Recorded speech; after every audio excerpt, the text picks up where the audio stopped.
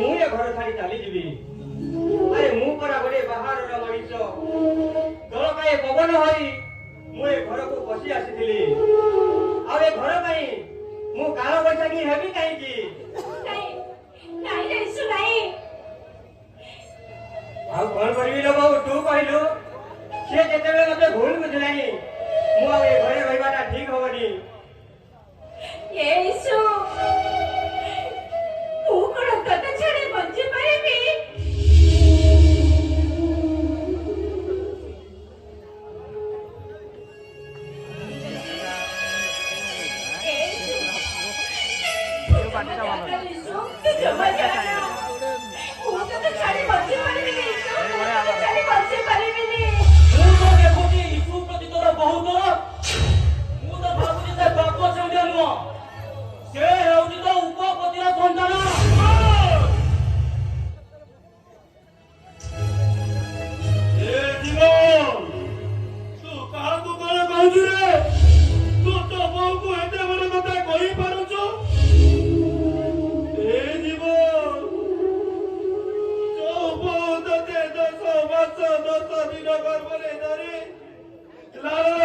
कर दिया जीवन